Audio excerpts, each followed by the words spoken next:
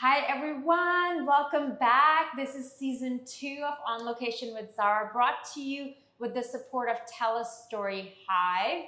And as you may be wondering what's going on today, I'm in my fitness gear. I'm here at my gym, and I figured I would share some of my fitness journey with you. And I thought, what better way to do that than to bring my coach on, who I've been working with for the last month and a half, 2 months. And in between that, there was a little bit of an injury. We're gonna dig in with him. We have where he's gonna show us around the gym that I go to, Rize Fitness here in Yaletown, downtown Vancouver. Joining me is Kevin Maynard, who is one of the senior coaches here at Rize, and he's very educated about the human body. He's also a kinesiologist. He's worked with clients from all different walks of life, and you're kind of like a fitness coach, but also a personal coach. You know, I feel like that's what ends up happening when you're working with people so close. Totally. So tell me, what really got you into the fitness journey? Well, first of all, thanks for that introduction. My Very pleasure. smooth, and grateful for that. So for me, this has been a lifelong journey. I've been a coach since I was in high school. And really just kind of started with a love of movement. That's kind of where the kinesiology background comes from.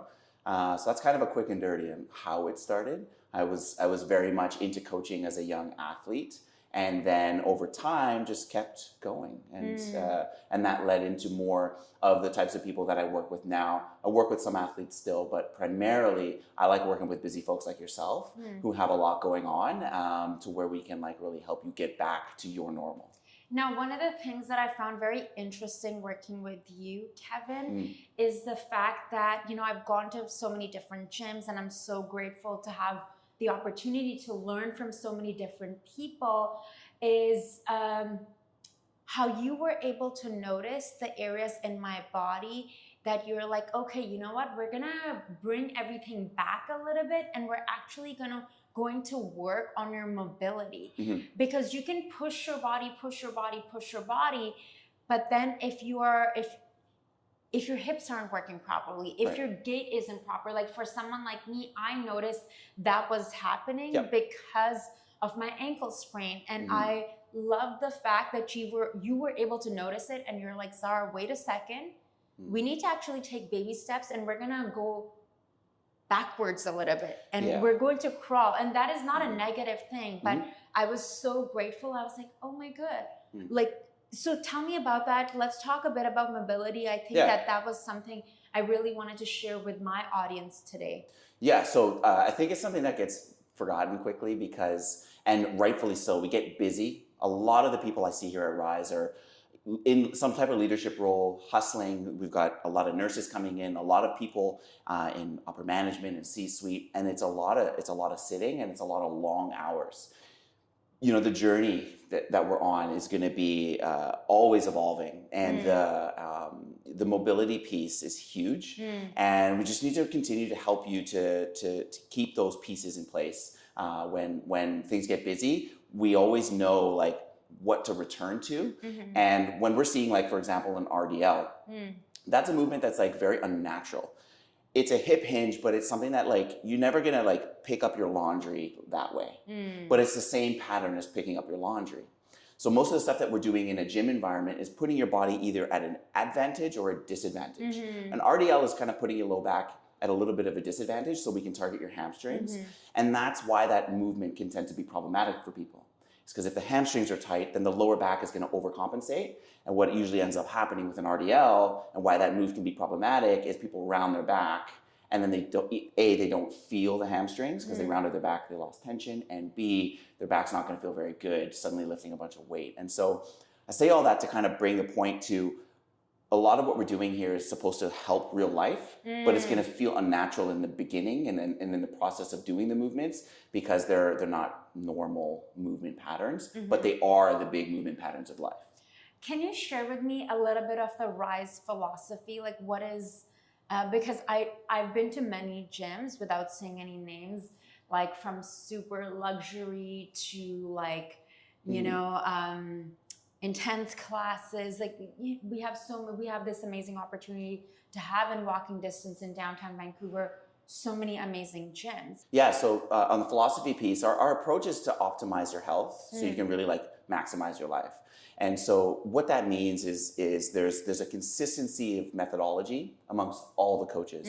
The group coaches and the PTs, the chiros, everybody kind of has the same approach and agrees that there's a certain way to do things. And that's because our owner, Reggie, hires with that in mind. Like he really wants to make sure that people aren't just trying fitness out as a career. Like everybody here is pretty dedicated, and not that there's anything wrong with hiring however you want to hire. And B, that there's that continuity of education and approach.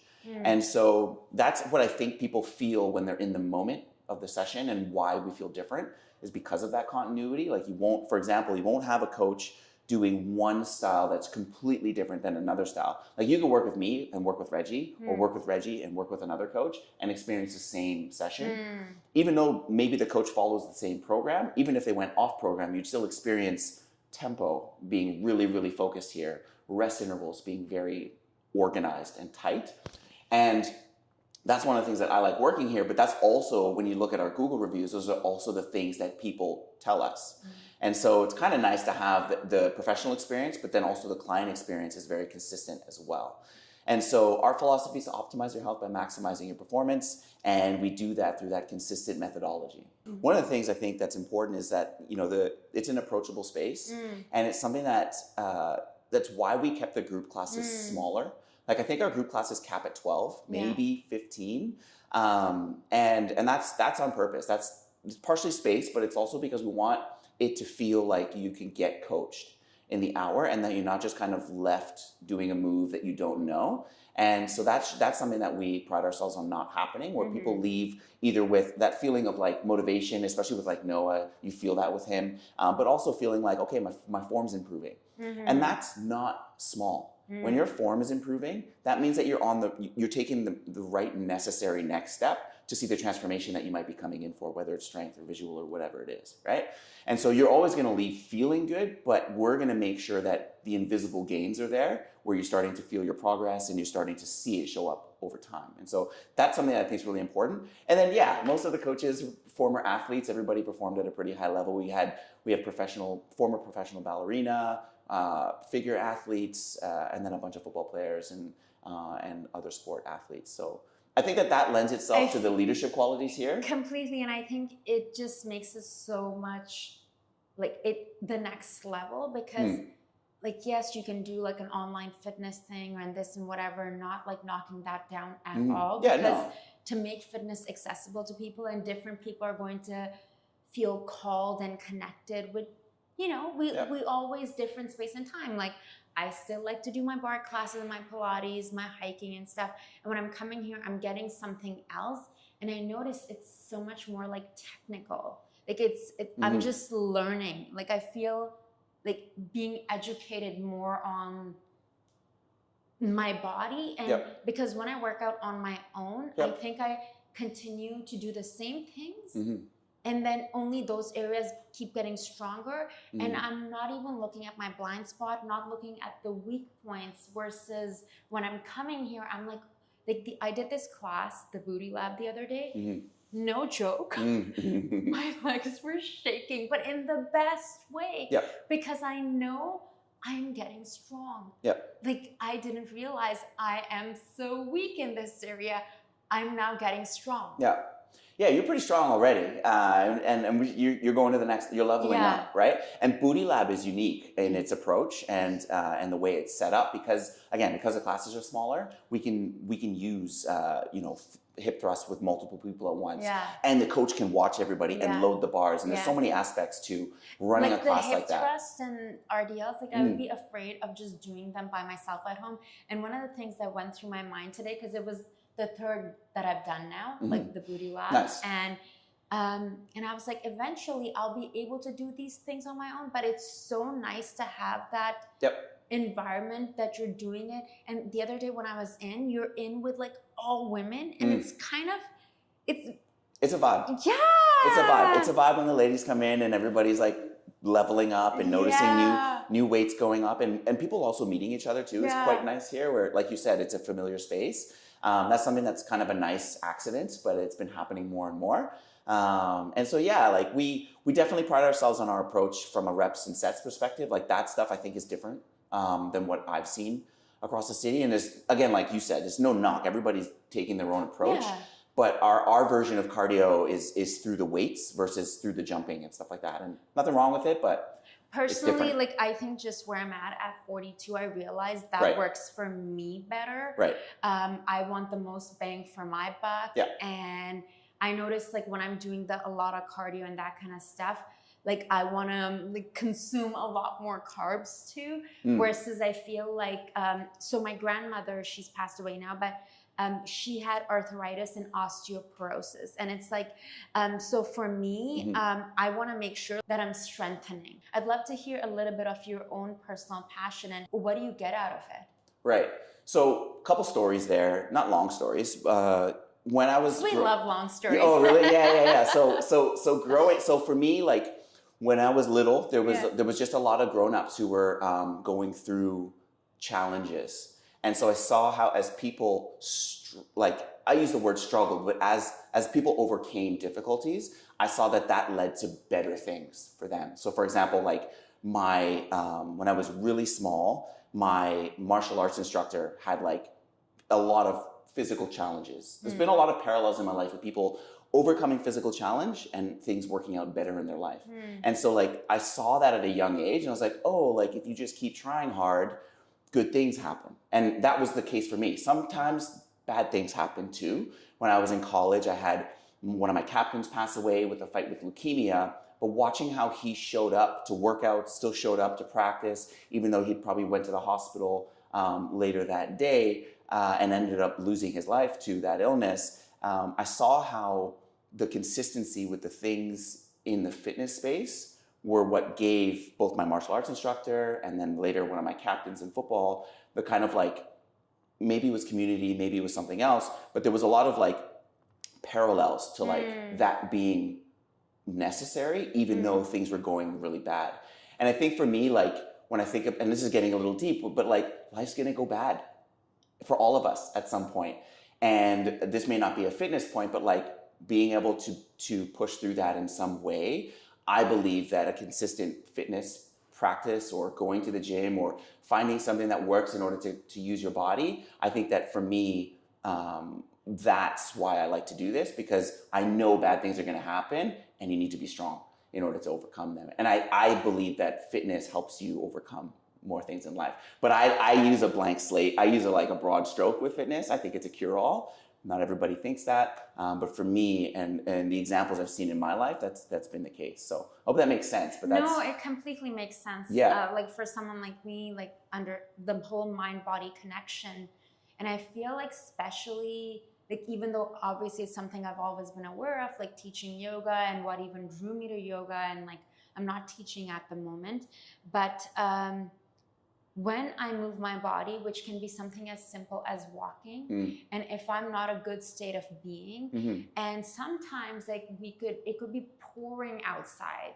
and the rain could be just, or like snow and windstorms, and I have to walk my dog, and I could be going through a breakup and whatever, and no joke, after the walk, after the half an hour outside, I'll come home a new person. That's really what the journey ends up being. The amount of sessions I've been in where it's a crying or it's a venting, that's normal. It's personal training for a reason. But the journey within is really what makes everything outside come together. And I know that sounds a little cliche, but that's why I do this. Like I really enjoy, someone coming in that has like frozen shoulder or some problems with their posture because they're sitting a lot, and we help them wake up their muscles again.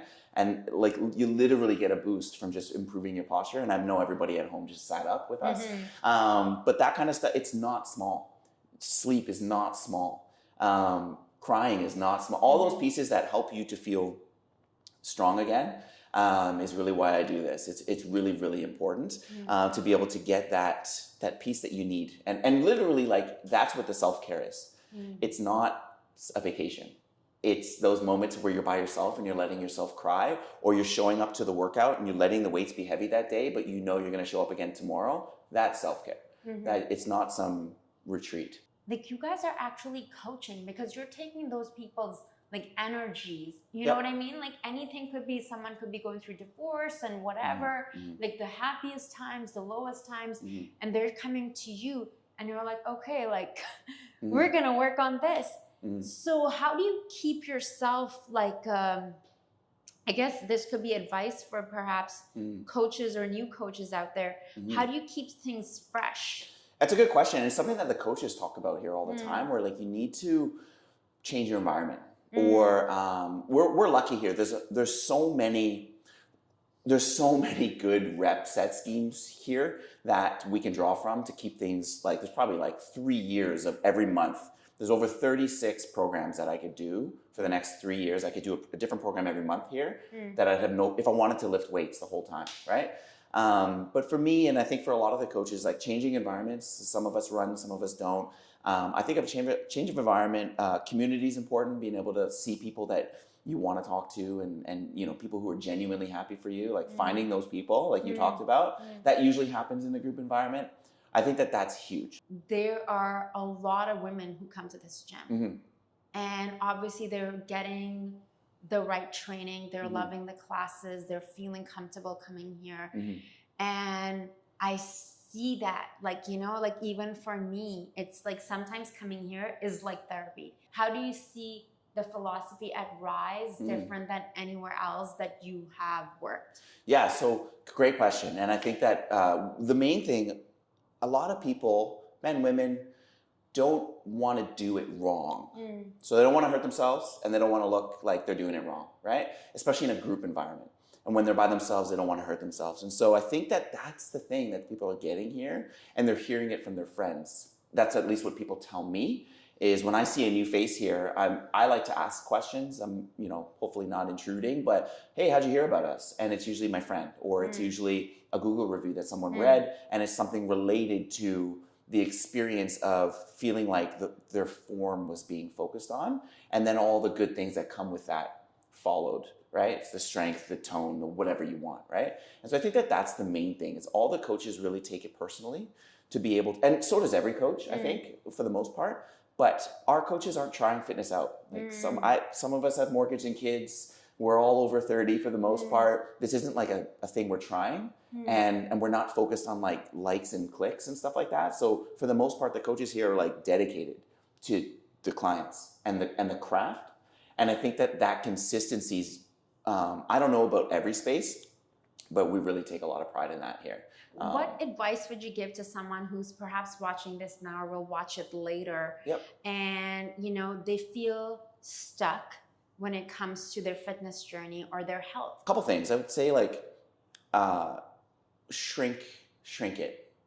Right? Coming into a gym like this, if you're struggling to get out of bed, for example, is not the thing you probably want to do. I think in our culture in the West, we have this like 0 to 100 kind of experience all the time, and that's why you have like New Year's resolutions and people talk about, oh, the gyms are going to be empty in March. Those trends are there, in my opinion, because there's too much of an emphasis put on being perfect. Okay, and so like we can't be perfect, so then we're off the gym by March, right? And so I would say shrink the change. I think if you're struggling, I've struggled with fitness, I've struggled with a lot of other things in my life, and this is what I've learned. Personally speaking, what I would say, and I've said this to clients, I've had these things happen with people who are paying to come in. People still struggle with this stuff even when they're motivated to get up, right? So if you're someone that's struggling, I'd recommend shrink this thing down and ask a couple questions. One of the questions that I like is, am I willing? What's my willingness to move right now? Am I willing to get out of bed? Am I willing to whatever it is, that frame, am I willing? And then whatever comes next in that question can give you a lot of personal power to take whatever step makes sense for you. Because it's a yes or no. It's like, am I willing to work out today? No. Cool. At least you put some personal power behind the next step. And then I would recommend people sit down in a quiet place and try to create instead of going 0 to 100, try to create like a sliding scale. And you put your personal minimum and your personal maximums together. And your personal minimum, my personal minimum is right now, it changes, but my personal minimum right now is like 20 minutes. I don't know what the 20 minutes are going to be. Sometimes it's a crazy workout. Sometimes it's just like, you know, jumping on the bike, right? But my minimum, that's going to happen. I can do that no matter what. My minimum used to be lower. It used to be getting out of bed, okay? But if you put that minimum for yourself, then now you have a real place that you can jump from versus trying to like, I don't know, go on social media and figure out what workout to do today. It's too much.